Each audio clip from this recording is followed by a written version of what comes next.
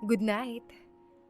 Malambing na sabi niya matapos kumutan ang matanda. Si Ramil na walang iba kundi ang asawa niya. Siya si Amber Diaz, isang babaeng oportunista. Malayo ang agwat ng edad nila ni Ramil. 26 anyos pa lang siya.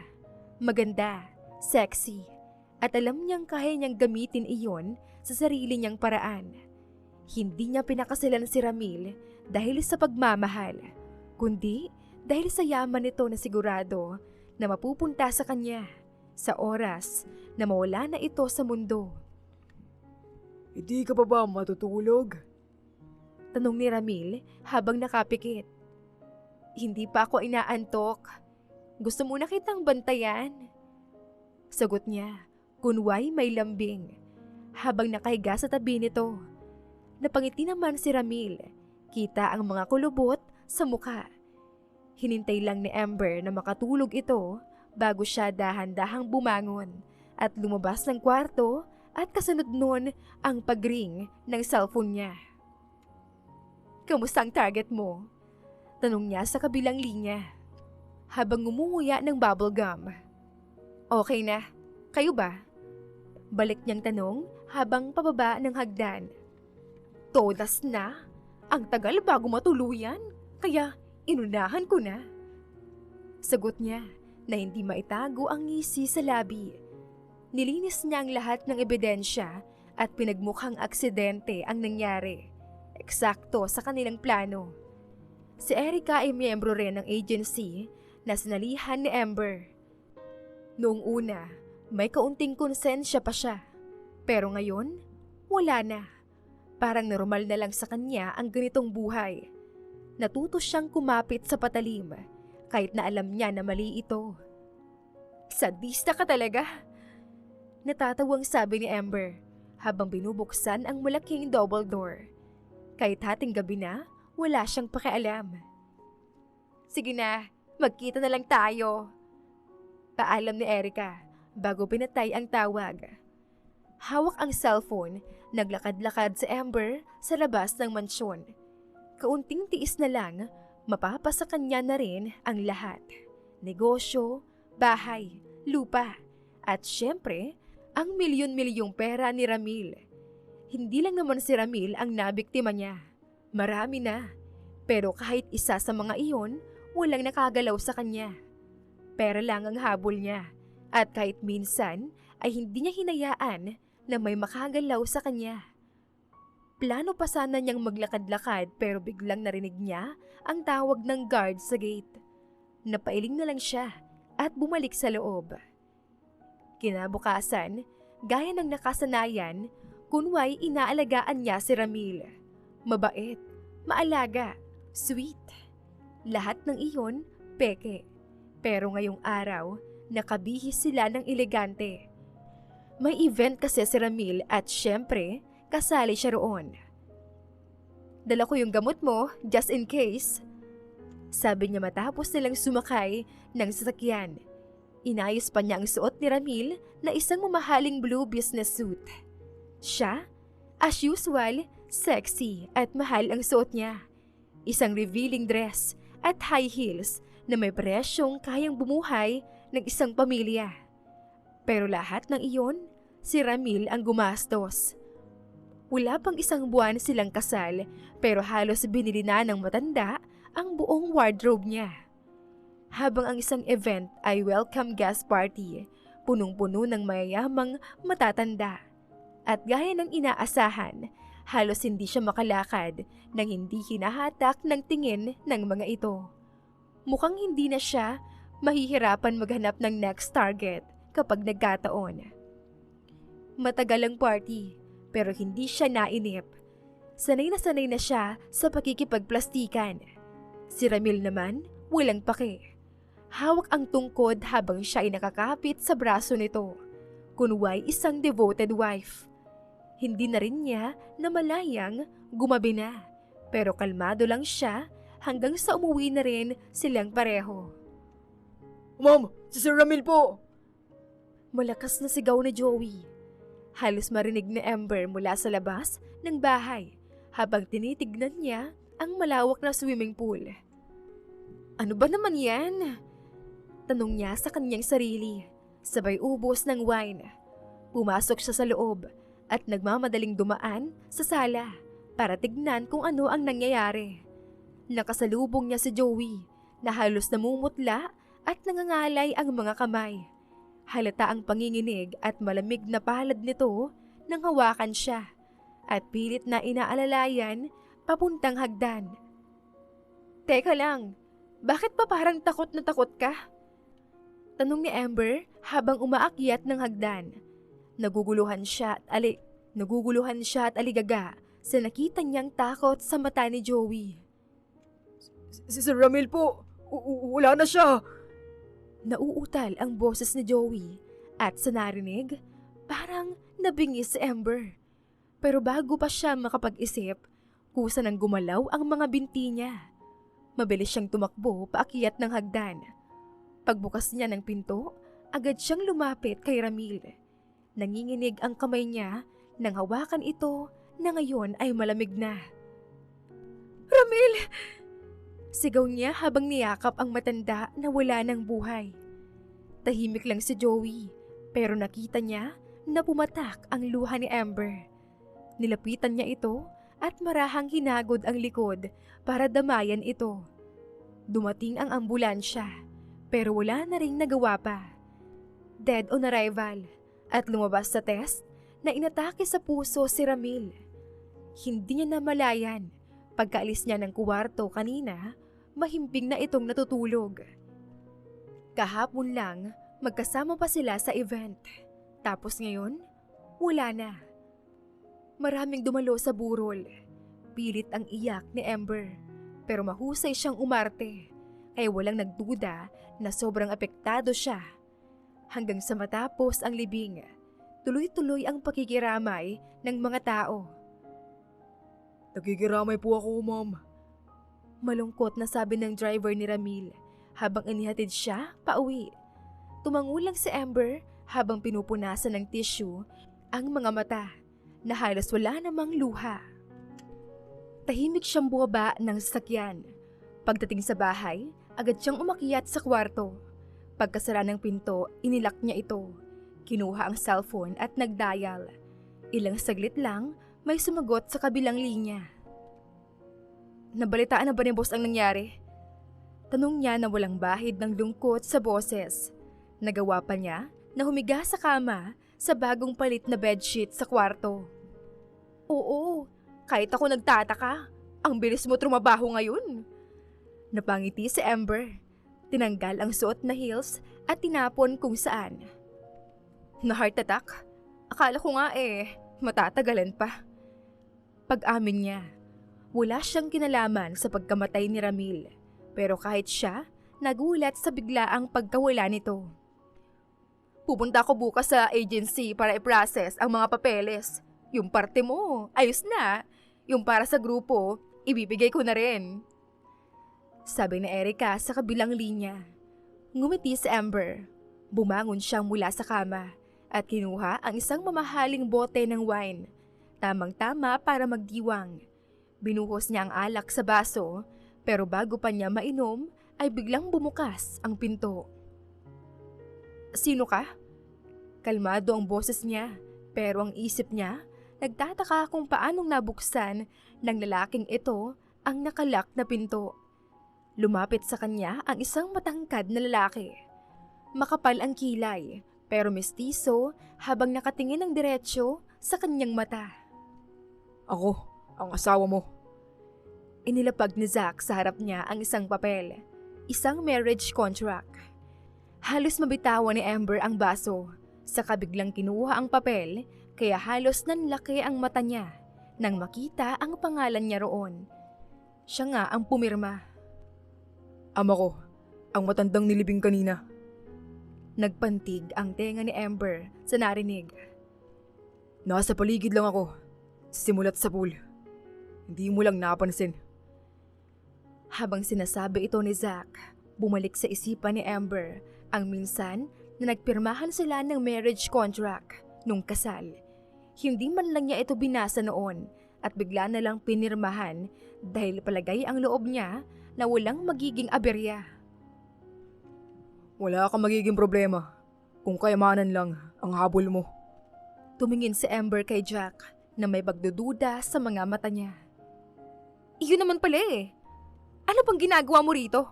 Umalis ka na! Tinulak niya si Zack pero parang bato ang katawan nito na hindi man lang gumalaw. Isa akong undercover agent at hindi perang kailangan ko kung hindi ang ledger. Ledger? Anong pinagsasabi mo? Kunot noo siyang tumingin kay Zack. Ledger? Hindi nga niya alam kung anong tinutukoy nito. Pumasok ka sa isang grupo na hindi mo alam ang pinasok mo. Ang ledger, yun ang secret notebook na hawak ng grupo nyo. Laman niyo ng lahat ng pangalan ng mga kasabwat nyo. Lahat ng transaksyon ng mayayamang negosyante at may katungkulan sa gobyerno na sangkot sa ilegal na negosyo. Humakbang si Zack palapit kay Amber na halos magdikit ang mukha nila. Kung hindi ka makikipagtulungan sa akin.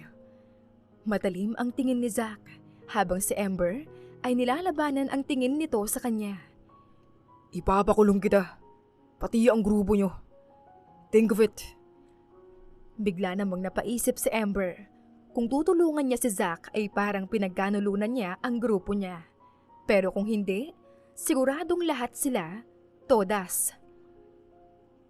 Paano kita matutulungan kung hindi ko alam kung nasaan ang ledger na sinasabi mo? Akala niya tapos na ang problema niya. Pero hindi. Biglang may sumulpot na lalaki na parang kabote. At ngayon, gusto pa siyang idamay sa kung anumang gusto nitong mangyari. Gamitin mo ang kokote mo. Anak ng... Bago pa niya matapos ang sasabihin, agad na tinakpan ni Zack ang bibig niya. Sumama ka sa akin. Ayan ni Zack at walang sabi-sabing hinila siya palabas ng kwarto. Wala man lang siyang pagkakataon magpalit ng damit. Nakasuot pa siya ng pangtulog pero parang wala lang kay Zack. Basta hinila na lang siya palabas ng bahay. Mas lalo pang lumala ang inis niya habang naglalakad sila. Pagod na siya, hinihingal na siya. Pero si Zack, walang kapaguran na kulang na lang ay libutin nila ang buong Manila. Aanhin ko pa ang pera kung magpapakapagod lang din ako sa kalsada. Mahina niyang bulong nang bitawan na ni Zack ang kamay niya. Saktong may bus namang dumaan at huminto malapit sa tapat nilang pareho. Saka sila parehas na sumakay sa loob. Alam mo, kung ayaw mong gumastos, sana ako na lang ang nagbayad. Ngayon, nagtitiis tayo sa init at siksikan sa bus na to. Reklamo ni Amber na kanina pa binabanas, habang si Zack naman ay tahimik lang. Kapansin-pansin naman ang pagmamasid nito sa paligid habang nakatingin sa isang lalaking sumakay. Nakasuot ito ng itim na sombrero, itim na jacket na terno, ang itim na rin na pantalon. Malakas ang kutob ni Jack na hindi ordinaryong pasahero lang ang sumakay. Pwedeng tao ito na kanina pa sumusunod sa kanila. Habang nasa biyahe, hindi pa rin ni Amber alam kung saan sila pupunta. Pero bago pa niya matanong ulit si Zack, bigla siyang napasinghap nang maramdaman ang kamay nito sa bewang niya. Hinigpitan pa lalo ni Zack ang hawak sa kanya, kasabay ng pagpreno ng bus, kaya halos mapasubsob siya rito. May sumusunod sa atin. Bulong ni Zack malapit sa tenga niya. Ramdam niya ang hininga nito sa balat niya, dahilan para manindig ang balahibo niya. Nasaan? Nasa pinakaunahan. Nakatayo. Nakaitim ang suot. Huwag kang titingin. Iyon ba? At walang kaabog-abog na itinuro niya mismo ang lalaking tinutukoy ni Zack. Halos magsalubong ang makapal na kilay ni Zack sa ginawa niya. Nagawa pa naman niyang tumawa kanina pero parang binuhusan siya ng malamig na tubig nang biglang maglabas ng baril yung lalaking tinuro niya. Sunod-sunod ang sigawan sa loob ng bus. Nagkakagulo na parang eksena sa pelikula. Mabilis namang hinila ni Zack yung maliit na takip sa bubong ng bus at umakyat, saka tinapik si Amber. Akyat! Matigas ang boses na untag nito. Seryoso ka? Pero kahit nagrereklamo, wala na siyang nagawa kundi sumunod. Patuloy pa rin ang putukan sa loob. Halos magkandahulog ang mga pasaherong naguunahang makalabas. Pagkaakyat ni Zack sa bubong, agad niyang sinara ang takip at tumalon pababa sa kalsada. Iiwan mo ako dito! Pasigaw niyang reklamo. Pinipigilan yung takip kasi sinusubukan na itong buksan ng lalaki na may baril na gusto silang patayin. Tumulon ka na! Walang pasensyang sigaw ni Zack na nakaabang sa ibaba. Huminga siya ng malalim bago bumitaw at saka tumalon. Pasalamat na lang siya at nasalaw naman siya ni Zack, pero hindi pa siya ulit nakakabawi. Hila na naman siya nito, palayo. Dito tayo magtago! Habol niya. Tinuro ang ilalim ng isang kotse. Wala ka sa teleserye. Hindi yan gagana. Wika ni Zack na hindi siya pinakinggan, kaya inirapan na lang niya ito. Pero bago pa siya makasagot, mabilis na pumulot si Zack ng bato at ibinato sa bintana ng isang sasakyan. Nag-ingay ito ng malakas, sapat para makuha ang atensyon ng humahabol sa kanila. Anong ginagawa mo? Asik niya pero hindi na siya sinagot ni Zack. Walang sabi-sabing binuksan ng binata ang pinto ng kotse. Mabilis na pumasok at sa isang iglap, pinaandar nito ang sasakyan. Sa kabilang banda, si Amber naman ay mabilis na gumapang papunta sa ilalim ng sasakyan. Pero bago pa siya makahanap ng matinong pwesto, biglang umusad pa atras ang kotse. Zack! Halos mapalakas ang boses niya sa gulat. Sa isang iglap, nagkatinginan sila ng lalaki na humahabol sa kanila nang maabutan siya nito na nakahiga sa kalsada. Napasigaw siya nang bumunot ito ng baril at sunod-sunod na nagpaputok. Mabilis siyang umatras, halos madapa sa pagmamadali.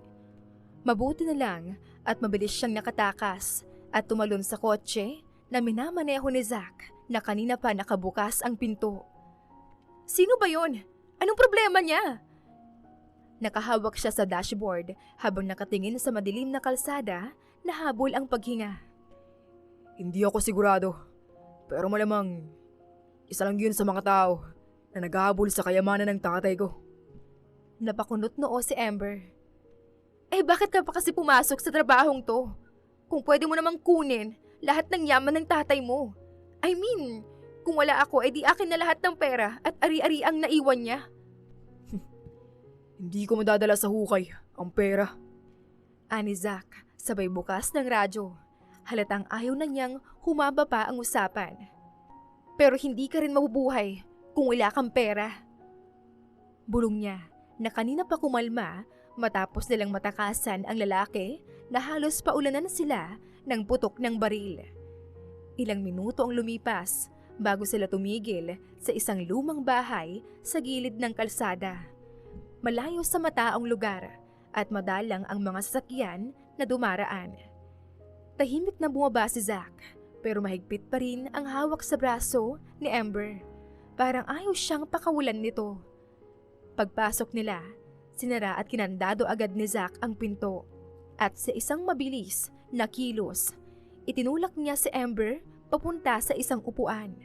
Hindi marahas pero sapat para iparamdam dito na hindi na ito makakatakas. Sa gitna ng mesa, may isang lumang ilaw na kulay dilaw. Saka biglang hinila ni Zack ang makapal na tela na nakatakip sa isang whiteboard. Napalunok si Amber sa kanyang nakita.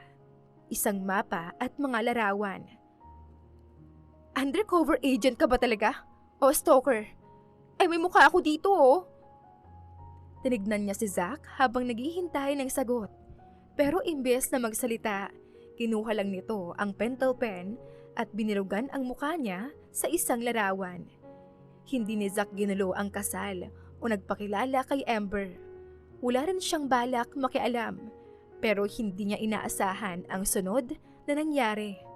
Maagang nawala si Ramil, ang ama niya, at mas lalo siyang nabigla nang malaman ang iniwang habilin ng matanda. Siya pala ang legal na asawa ni Amber. Napaisip ng malalim si Zack habang tinitignan ang mga dokumento na hawak niya. Hindi niya alam kung matatawa ba siya o maiinis. Hindi siya lumaban noon para sa yaman ng ama niya. Pero ngayon, tila siya mismo ang naipit sa plano nito. Kinuha muna niya ang isang black pentel pen at mabilis na binulugan ang pangalan ni Amber sa whiteboard. Isang linya ang ginuhit niya mula rito, papunta sa agency kung saan ito nakasali. Kailangan ko makuha ang ledger. Kausapin mo ang mga kasamaan mo. Napangiwi si Amber at bahagyang tumagilid sa upo. Halatang nag-aalangan. Hindi yan ganun kadali. Kapag bigla ako nagtanong tungkol dyan, siguradong magdududa sila. Wala ka bang kahit na isang taong mapagkakatiwalaan? Napabuntong hininga si Amber bago tumayo at kinuha ang isang larawan sa mesa. Ipinatong niya iyon sa harap ni Zack. Erica, siya lang siguro ang posibleng makatulong, pero hindi siya madali na makumbinsi. Kinuha ni Zack ang larawan at sinipat ito. Mukhang tama nga si Amber. Sa isip-isip niya, pero may iba siyang plano. Tulungan mo ako makapasok sa grupo niyo. Kumuha siya ng pin at itinusok iyon sa mukha ng lalaki na nasa gitna ng board. Si Franco, ang leader ng grupo. Kapag nakilala ka nila, patay tayong dalawa. Bahagyang ngumisi si Zack, halatang hindi nababahala. Kaya hindi ako papasok bilang ako. Nagtagal ang titigan nila, nakapwa alam ang ibig ni Zack sabihin. Balak nitong gumamit ng ibang pangalan para magpanggap at hindi matrace ang background niya katulad ng pagiging anak ni Ramil na isang sikat na negosyante. Bukas, may meeting kami sa headquarters. Pwede kitang isama, pero sigurado ka na ba? Tumayo si Zack, tinapik ang mesa, saka tumingin sa kanya. Hindi mo na ako kailangan pang tanungin about dyan, Amber. Sigurado na ako. Kinabukasan, tahimik na naglalakad si Zack kasabay ni Amber. Bantay sarado ang mga bantay sa kanya. 4 na lalaki na nakamask ang nakapaligid sa kanila. 2 sa harap, 2 sa likod. Hindi basta-basta ang mga ito. Halatang bihasa sa laban. Dito tayo. Wala siyang sinabi. Sumunod lang siya. Alam niyang kahit na anong oras, pwedeng may mangyari. Pagpasok nila sa opisina, isang babae ang nakaupo sa gitna.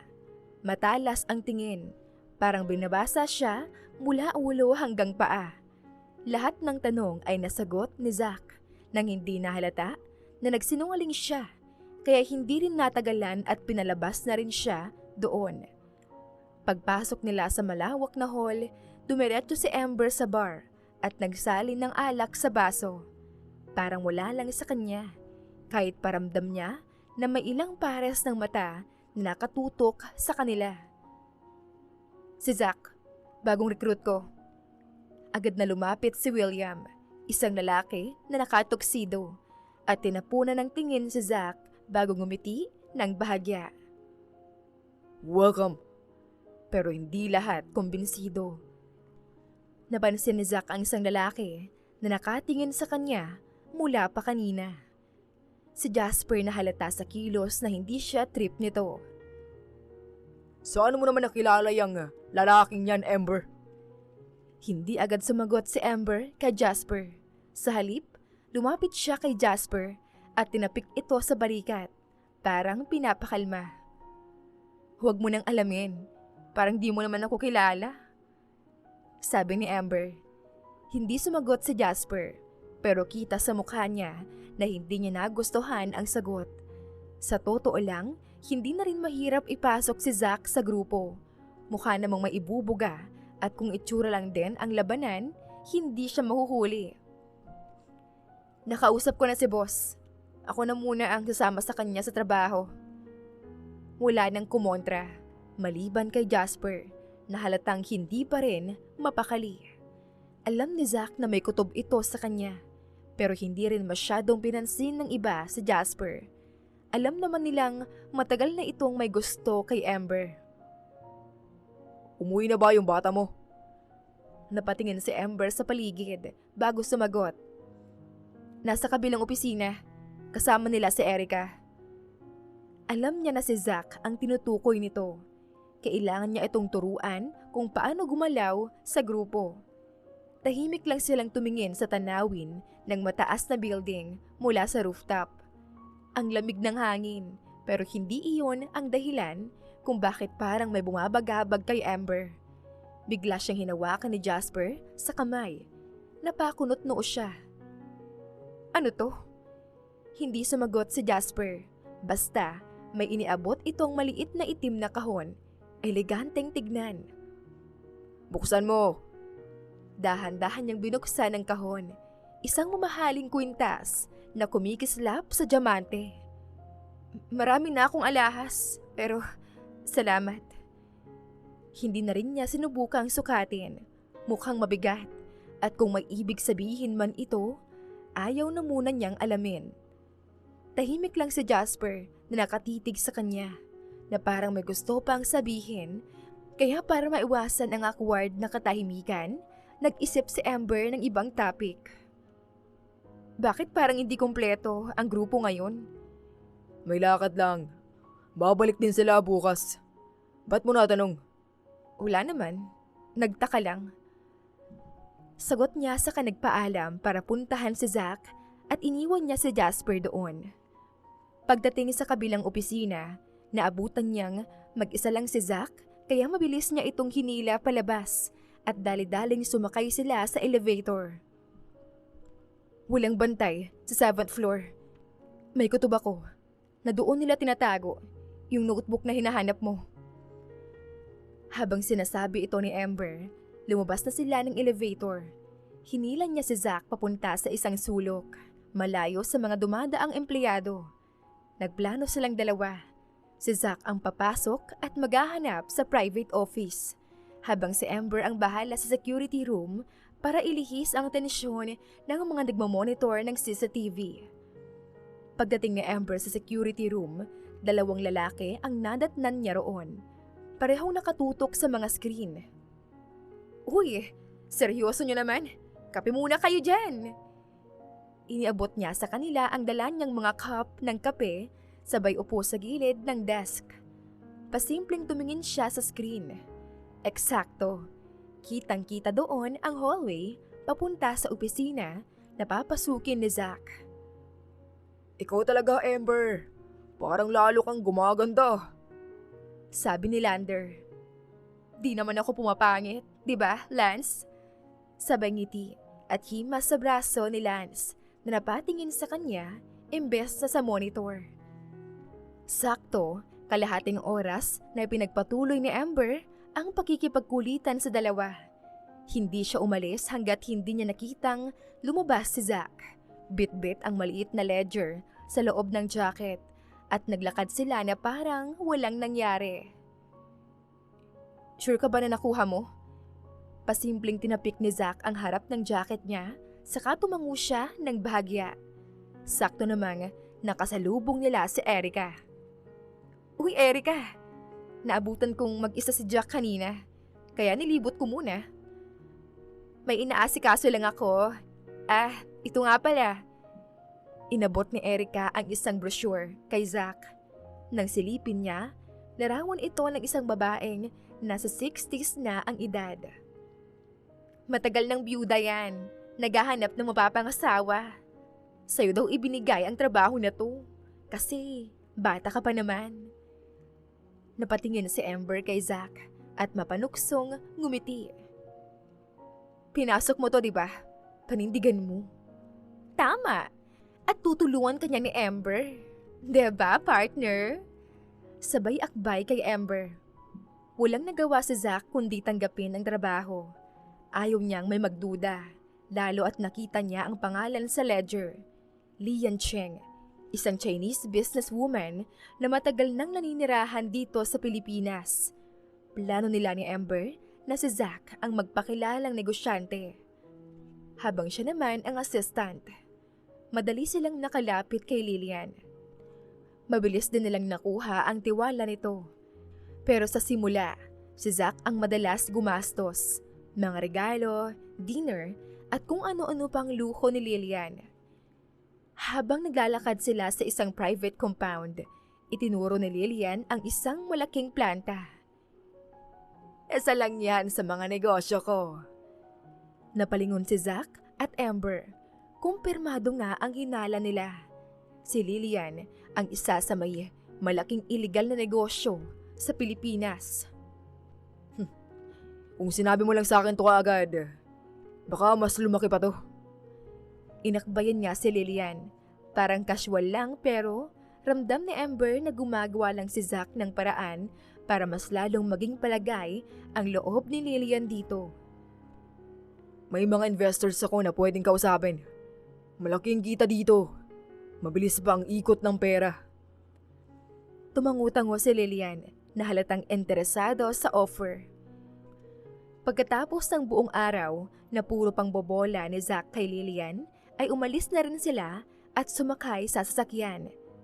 Tahimik si Amber, nakasandal sa bintana, habang si Zack naman ay abala sa pagmamaneho. Ang lawak ng ngiti mo ah. Anong trip mo? Para tayo naka-jackpot. Di niya alam. Siya mismo ang gumagawa ng hukay niya.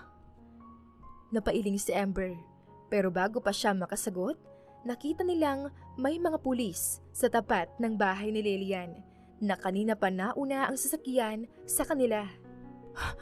Ano to, Zack? Inireport ko na sa pulis kanina habang pauwi tayo nang walang nakapansin. Pumarada si Zack saka bumaba at nagkunwaring clueless sa nangyayari.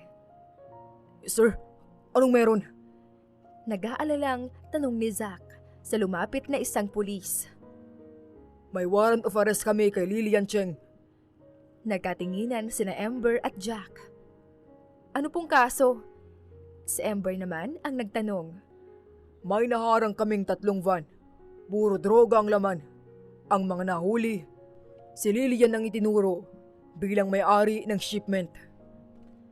Nilapitan ng mga pulis si Lillian at tinala ito sa mobil. Halos hindi makapaniwala ang matanda dahil matagal na niyang pinapatakbo ang negosyo at madalas silang makalusot sa checkpoint. Don't worry, Zack. May abogado ako. Hindi ako magtatagal sa kulungan. Sabi ni Lillian nang mapadaan sa harapan ni Zack na nag-aalala bago tuluyang sinakay sa mobil. Silang dalawa naman ni Amber ay naiwan roon habang parehong pinagmamasdan ang palayong sasakyan ng mobil. Anong nakakatawa? Ang galing mong umarte.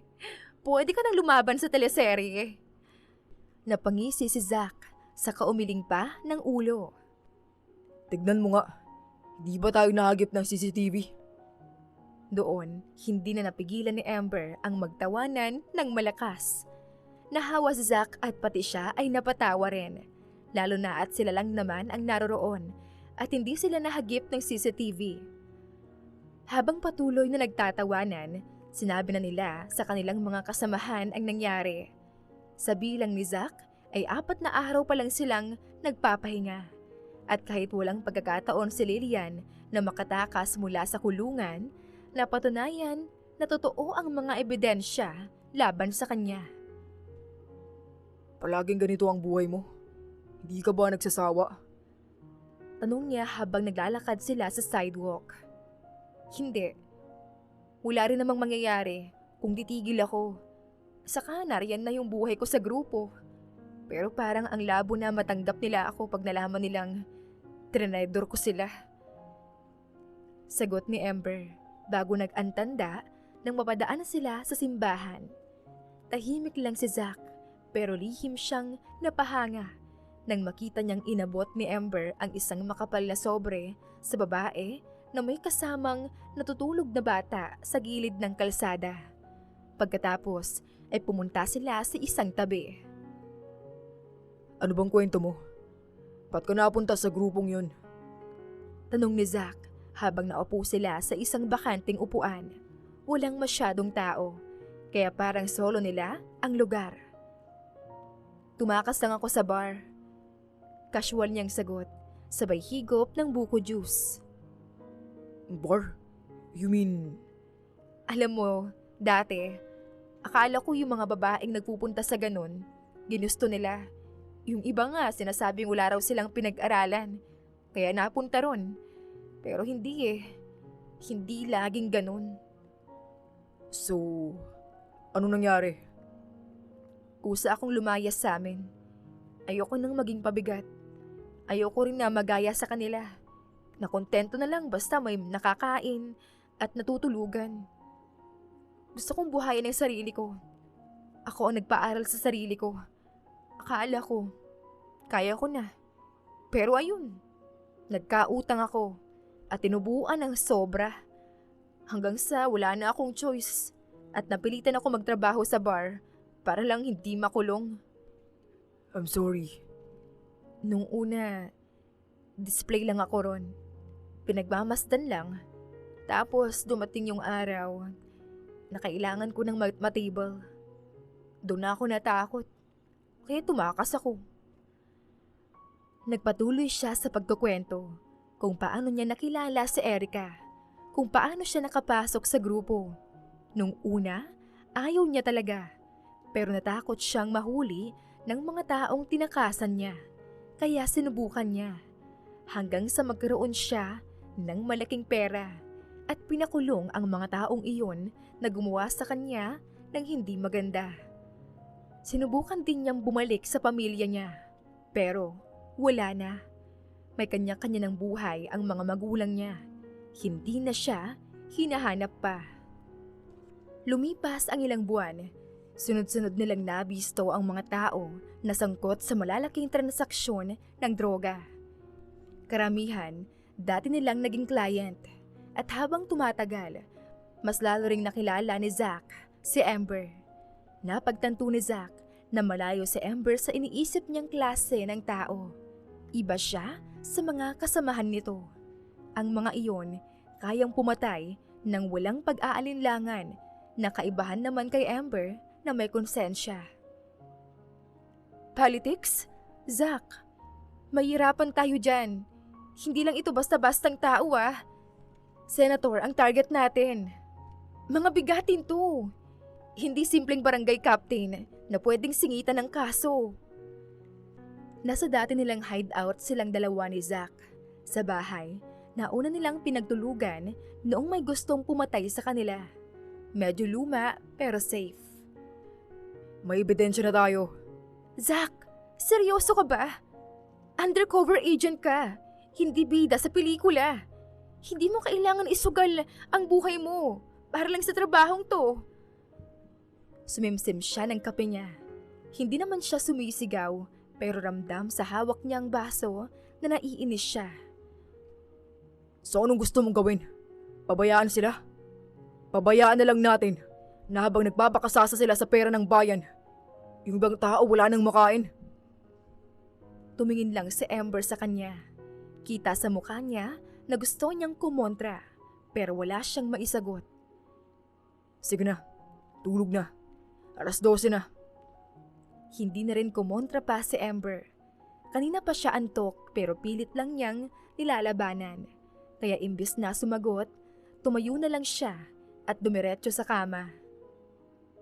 Buisit, bakit ba kasi nadadamay pa ako sa mga problema niya? Sa isip-isip niya. Samantala si Zach naman ang nagligpit. Tinupi nito ang mga papel, hinugasan ang baso, kinain ang natirang tinapay. Halos 2:00 na nang makaramdam siya ng antok. Pinatay niya ang ilaw sa loob at hinayaang bukas iyon sa labas tapos pumasok sa kwarto. Nang pumasok siya, napangiti siya. Si Amber na nakadapa, isang paa nasa sahig habang ang unan ay kung saan-saan na napunta. Ayos, para kang bata. Total antok na rin si Zach. Kaya hinayaan na lang niya si Amber. Humiga siya malapit sa mga paa nito at di nagtagal nakatulog na siya. Pero bigla siyang napabangon nang maramdaman ang malakas na pagsipa ni Amber sa pisngi niya.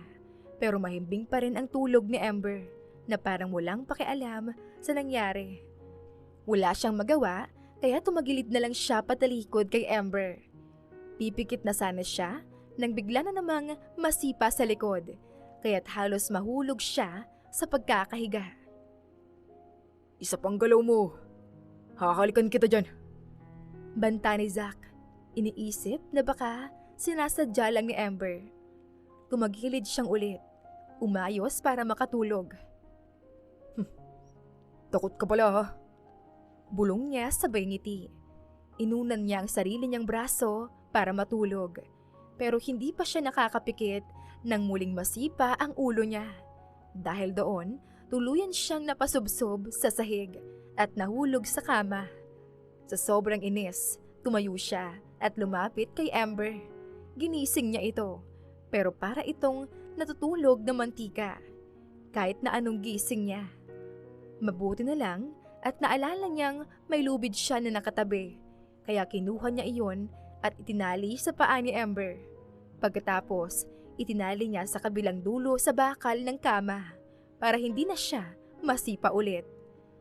Nang mag-umaga, halos magwala si Amber nang magising at makita ang tali sa paa niya. Kung may mga kapitbahay ba sila, sigurado na matagal na silang binato ng kaldero dahil sa ingay ng bunganga niya. Siguro may balak kang gawin sa akin, no? Sabi ko na nga ba, pa-juicy-juicy ka pa eh. Matagal ka nang interesado dito sa katawan ko. Sabi ni Amber sabay irap ng mata. At talagang naisip mong gagawin ko yan sa'yo? Hindi nga siya makapaniwala na pati siya wala sa isip niyang gawin iyon. Aba syempre, bakit hindi? Over my gorgeous hot body. Sagot ni Amber, nakita sa mata niya ang galit. Tumahimik ka nga. Palagi ko nalang naririnig yung mga salitang yan. Di ka ba nagsasawa? At kung may balak man ako sa'yo, walang masama doon. Baka nakakalimutan mo. Mag-asawa tayo. Pangaasar ni Zack habang tumatawa ng kaunti. Parang batang nagdadabog na lumabas sa Amber ng bahay at malakas na sinara ang pinto. Kumulo ang dugo niya sa tuwing naiisip niyang tinali siya ni Zack na parang hayop. Malay ba niya na baka pinagtatawanan siya ni Zack habang nakatali. Sirain mo na. Marami pa akong pamalit niyan. Wika ni Zack habang binubuksan ang pinto at kinandado ito. Sirain mo mukha mo. Mabangga ka sana. Sagot nito, galit na naglakad palayo. Pero napatigil siya nang matapakan ang isang malambot na bagay at halos takpan niya ang ilong nang maamoy ang dumi ng hayop. Ang bilis talaga ng karma. Tawa ng tawa ito habang tinuturo ang suot na heels ni Amber na may dumi ng kalabaw. Umalis ka na! Hindi na ako sasama! Sabi nito na nawalan ng gana at naglakad pabalik sa bahay. Pero pinigilan siya ni Zack at tumigil na rin sa pang-aasar. Inalis ni Zack ang sapatos niyang suot at inalis ang heels ni Amber mula sa magkabilang paa at isinusuot ang kanyang sariling sapatos. Si Zack naman ay tahimik na bumalik sa loob ng bahay. Kumuha ng sapatos na para sa kanya. Pagkatapos, sabay silang sumakay sa kotse. Balak sana nilang pumunta sa agency, pero biglang tumunog ang cellphone ni Zack. Hindi na muna tayo tutuloy sa agency. Wika ni Zack at mabilis na pinaliko ang sasakyan at pinaandar ito ng mabilis. Seryoso ka? Wala tayong backup. Gusto niyang pigilan si Zack pero patuloy lang ito sa pagmamaneho. Hanggang sa matanaw nila ang isang sasakyan at mga tauhan na nakaabang malapit sa isang kalsadang bihirang daanan. Kasunod noon, bumukas ang pinto ng isang van at lumabas nga ang mga sindikato na may hawak na kani-kaniyang baril. Dihado tayo! Umalis na tayo! Tarantang sigaw ni Amber nang makita niyang may sumunod pang mga kalaban na lumabas mula sa isang sasakyan. Tinutok ang mga baril sa kanila. Habang wala pang balak kumilos si Zack, mabilis na inagaw ni Amber ang manibela. Pero si Zack mismo ang nagpatakbo ng sasakyan nang magsimula silang habulin ng 3 sasakyan ng mga armadong lalaki. Mga tauhan ng isa sa mga senador. Hawak mo pa ba yung grenade launcher sa likod? Tanong ni Zack habang pilit na kinokontrol ang manibela. Oo, hawak ko na! Sagot ni Amber at agad na dinukot ang launcher sa likod at walang alinlangang pinaputok sa isang humahabol na SUV. Sumabog ang sasakyan, tumilapon sa ere at bumangga sa kasunod nito, sabay nagliyab. Kapit ka! Untag ni Zack, sabay biglang tinapakan ang preno ng sasakyan. Huminto ang kanilang sasakyan sa gitna ng kalsada, dahilan para bumangga ang isa pang humahabol sa kanila. Kasunod pa ng isa. Isang matinding salpukan ng mga sasakyan ang nangyari na halos mabasag ang windshield at umusok ang makina.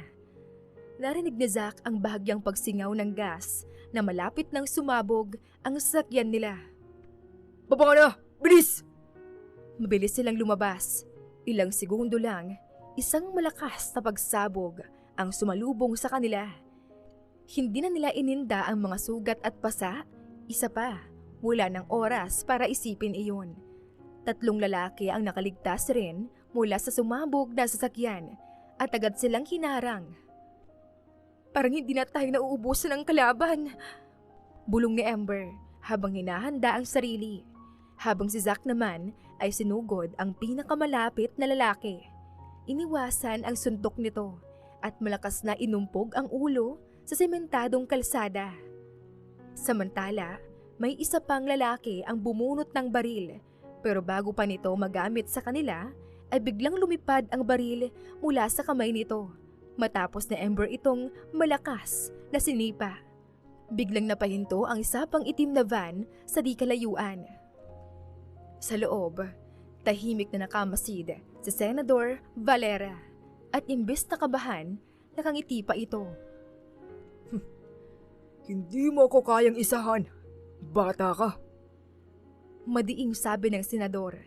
Itinuro nito ang isang paparating na truck at hindi lang basta truck. Punong-puno ito ng droga at mga armadong tauhan.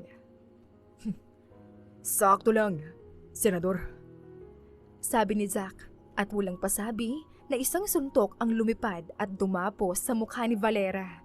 Dahilan para ito ay bumagsak sa loob ng van. Pero bago pa siya makagalaw ulit, isang tawag ang natanggap ni Zack. Dumating na ang backup, pati na rin ang media. Mabilis na nag-set up ng cameras ang mga reporter, habang ang mga armadong lalaki sa truck ay biglang nag-alangan kung lalaban pa o susuko na lang. Tama na yan. Utos ni Zack, sabay tapik kay Amber sa balikat. Ito kasi, masyadong matigas. Ayaw pa matulog. Sabi ni Amber, sabay sabunot sa lalaki, pero natawa lang si Zack at sinabing hayaan na ito na halos puro pa sana ang mukha. Zack, may problema tayo. Hingal na hingal si David habang tumatakbo papunta sa kanila. Butil-butil ang pawis sa noo. May bomba sa media area. Sinabi ko na sa'yo, bata. Kahit duguan at halatang pagod, nakangisi pa rin si Senator Valera. Hindi mo ako maiisahan. Pero imbes na pakinggan, ay tumakbo si Zack nang walang sabi-sabi. Buong lakas namang sinampal ni Amber si Senator Valera at walang lingon-lingon, sinundan niya si Zack. Pagdating nila sa likod ng isang truck malapit sa news crew, doon nila nakita ang bomba. Matibay ang casing, digital timer na 5 minutes. Lumuhod si Zack at binuksan ang panel. Suminghap siya ng hangin. May motion-sensitive trigger. Isang maling galaw lang ay siguradong sabog silang lahat. Sa kabilang radio, dumagundong ang sigaw ng commander. Wala tayong bomb squad na malapit. Umalis na tayo. Hindi tayo makakatakas dito. Sagot ni Zack. May background siya sa bomb disposal, pero hindi ito simpleng bomba. Dalawa ang trigger system, isa sa timer, isa sa remote detonator na hawak ng isang patay na kalaban. Anong plano? Tanong ni Amber na kahit ito ay halatang ninenerbiyos. Kailangan nating putulin ang dalawang trigger ng sabay. Sabi ni Zack na ngayon ay 2 minuto na lang ang natitira na oras at inabot kay Amber ang isang wire cutter. Ngayon na, Amber! Sabay nilang pinutol ang tamang wire na 2 segundo na lang ang bilang pero walang sumabog. Napahinga ng malalim si Zack habang si Amber naman ay saglit na napaupo at pilit kinakalma ang bilis ng tibok ng puso niya. Grabe yun ah. Akala ko tapos na tayo. Anya sa pag-aakala na makakahinga na sila ng maluwag. Pero isang itim na armored van ang biglang sumalpok sa convoy. Dahilan para magsigawan ang mga nasa paligid. Halos sabay na bumukas ang mga pinto nito. Sa harap nila, isang lalaki ang bumaba, naka-black suit. Kalmado si Aragon. Siya ang leader ng operasyon. Ang taong nag-utos na patayin sila noong puntahan ni Zack sa Amber sa bahay ni Ramil. Siya ang tunay na mastermind. Nagkagulo ang buong operasyon. Sabay na hinabol nila Zack at Amber si Aragon, pero mabilis itong sumampa sa isang bulletproof SUV. Sumunod ang 5 senador, kasama sa Senador Valera. Hawakan mo ang manibela, Amber! Sigaw ni Zack. Ano? Anong balak mo? Nag-aalalang tanong ni Amber habang mabilis na pumwesto sa driver's seat. Akit ako! Walang alinlangan, ginamit ni Zack ang grappling hook para sumampa sa gilid ng tumatakbong SUV. Kasabay nito, sunod-sunod ang putok ng baril. Sa ibabaw ng sasakyan, nagkaroon ng mano-manong laban si Zack at Aragon. Alam mo bang, kayang-kaya kitang bayaran. Milyon-milyon ang kaya kong ibigay sa'yo. Ani Aragon, pilit na hinahabol ang hininga. Hindi lahat nabibili ng pera. Isang mabilis na suntok ang binitawan ni Zack. Tinamaan si Aragon sa panga. Napatumba ito, pero mabilis na bumawi. Bumunot ng patalim at sinugod si Zack. Samantala, si Amber naman ay nasa kabilang SUV. Hawak ang baril, sinusubukang pigilan ang iba pang kalaban. Napansin niyang nawawala ng kontrol ang driver ng sasakyan ni Aragon. Zack! Baba ka na riyan! Sigaw niya nang malapit nang bumunggo ang SUV. Tumalon naman si Zack bago pa ito sumabog. Pagbagsak niya sa kalsada, gumulong siya. Pero agad pilit ni Zack na tumayo. Si Amber naman ay tumakbo kaagad palapit sa kanya. Ayos ka lang? Oo, malayo sa bituka. Sagot ni Zack habang inaalalayan siya ni Amber. Nakuha nila ang ebidensya.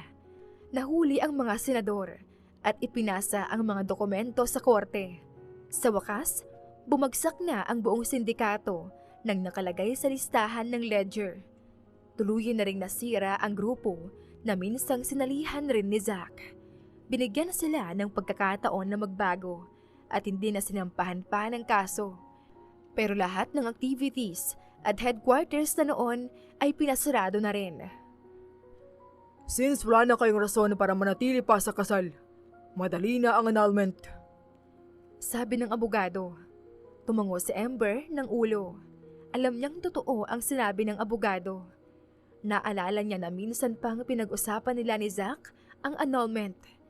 Ginawa lang ni Ramil ang kasal na ito dahil sa mga sitwasyon na wala silang magawa. Ngayong tapos na ang lahat at wala ng dahilan pa para magpatuloy sila. Paglabas nila, magkasama sila, pero tahimik. Ramdam ni Amber ang bigat sa puso niya. Hindi niya kayang itanggi.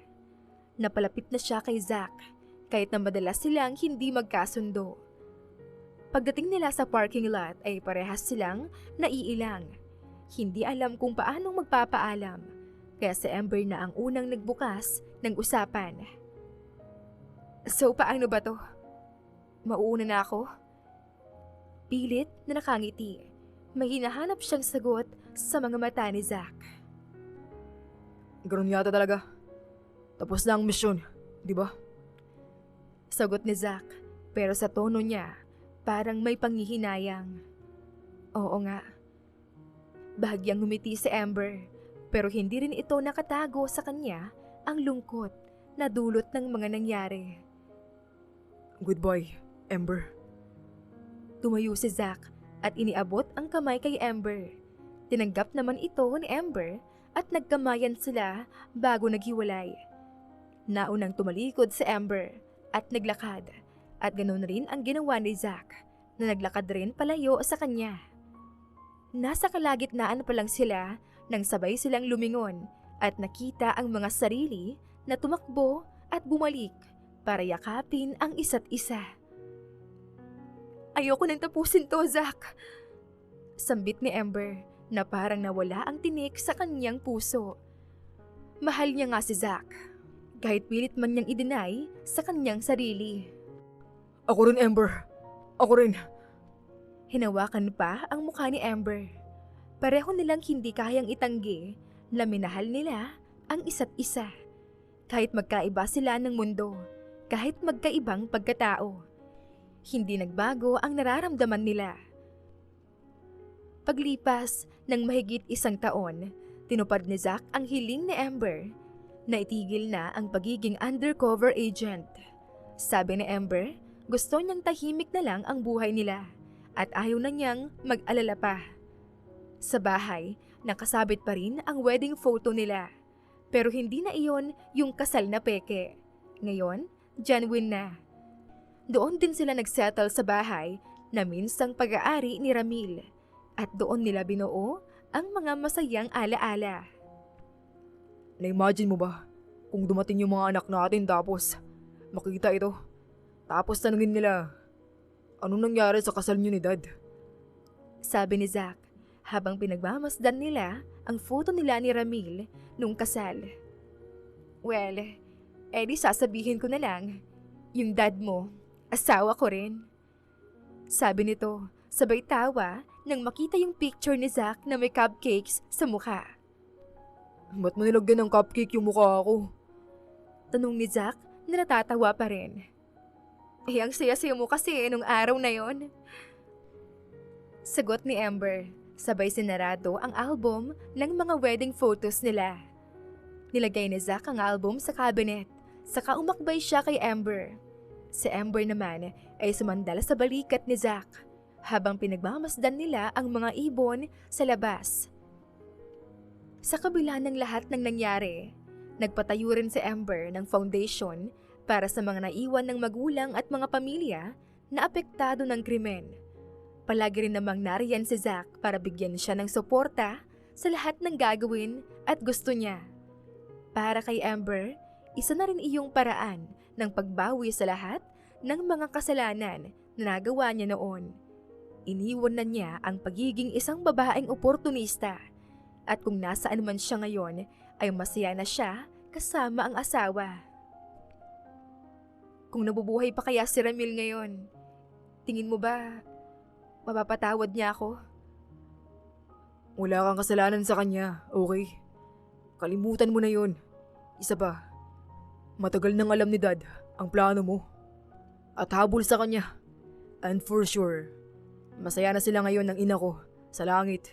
At least, hindi ako tumanda mag-isa. Sagot ni Zack na nakapatong pa rin ang kamay sa balikat ni Amber. Niyakap naman ni Amber si Zack habang pinagmamasdan ito.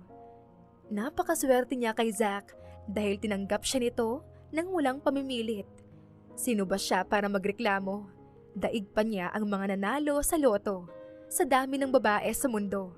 Isang katulad pa niya ang pinili nitong pakasalan at mahalin habang buhay. Mabuti na lang pala at hindi nagpakita si mami mo noon. Baka kapag nagkataon, ako pa ang maunang matuluyan. Biro ni Amber habang hinahaplos ni Zack ang mahabang buhok na dumadaos-dos sa kanyang mga balikat. Hindi ganun si Mommy. Sayang nga lang at di mo siya naabutan. Natikman mo sana ang luto niya. Dinaig pa kaya niya ang pinakamagaling na chef sa mundo. Pagmamalaki ni Zack, sabay turo sa inahin na ibon sa puno habang tinuturuan nitong lumipad ang anak na ibon. Magkakaroon din tayo ng sarili natin. Hintay lang tayo at ibibigay rin yan. Siguro ngayon, gusto lang muna ng nasa taas na mag-enjoy tayo sa buhay. Sabi ni Amber na tinutukoy ang pangarap nilang magkaroon ng anak. Wala silang pag-aalinlangan at patuloy na umaasa. Malaki ang tiwala nila sa Panginoon na darating din ang panahon na bubuo sila ng isang pamilya. Isang araw, magiging ganap sila bilang magulang. Hindi rin ako nagmamadali. Basta masaya ako na andito ka.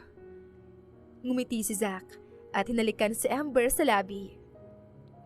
Ang haba pa ng maghapon, bisitahin kaya natin si Erica. Namiss ko na yung babaeng yun. Sabi ni Amber nang maghiwalay ang kanilang labi. Pumayag naman si Zack, kaya't nag-ayos muna sila at pagkatapos ay pumunta sila kay Erica na abala sa negosyo nito. Ginamit ni Erica ang kanyang pera para magtayo ng sariling kumpanya. At ngayon, isa sila ni Zack sa top investors nito. Ang iba sa mga kasamahan ni Amber sa agency ay may kani-kaniyang negosyo na rin. Ang iba may pamilya na. Akala ko, inamag na kayo sa bahay nyo. Hindi na kayo nagpakita sa akin itong mga nakaraang linggo ha. Nakabuo na ba kayo? Tanong ni Erica na may halong pagka-curious habang nakaupo silang tatlo sa sofa. Wala pa, pero naghihintay pa rin kami ng result. Si Amber na ang sumagot dahil si Zack ay nahihiya sa tanong ni Erica na walang preno kung magsalita. Nice! Bilisan nyo nga! Baka maunahan ko ba kayo? Sabi ni Erica, sabay taas ng kamay at ipinakita ang singsing na suot. Natawa naman si Amber dahil sa loob ng 4 na buwan, ikakasal na si Erica sa foreigner na fiancé nito. Pero hindi na ako magtataka kung kayo pa ang mauna. Kilala kita eh. Wika ni Amber na may halong biro at panunukso sa boses. Ang malakas na tawa at boses ni Erica ang nangibabaw sa buong opisina, habang si Zack naman ay tahimik na nakikinig lang sa kwentuhan ng dalawa. Sinabi pa nito na ang anak nila ni Amber ang magiging pinakamagandang lahi, pero hindi naman nagpapatalo si Erica. Malay mo, kung lalaki ang anak namin, tapos babae sa inyo, sila pa ang magkatuluyan. Sabi ni Amber at kitang-kita ang kilig sa mukha nito. Ay nako, parang ginaya niyo pa yung love life ng mga bata sa kwento niyo ah. Ewan ko na lang. Sabay flip ng buhok ni Erica, na kinatawa naman ni Zack at Amber. Habang nakikinig si Zack sa kwento ni Erica, hinawakan niya ang kamay ni Amber, kaya ngumiti ito sa kanya at nilambing si Zack sa harap ng kaibigan. Grabe, kulang na lang pati sa banyo magkasama kayo. Biro ni Erica sa kanila, pero imbes na tumigil ay mas lalo lang nilambing ni Amber ang asawa. Sana po ay nagustuhan ninyo ang ating kwento ngayong araw. Ako po ang inyong tagapagsalaysay, Miss Sunako. Maraming salamat po sa inyong pakikinig at hanggang sa susunod na kwento.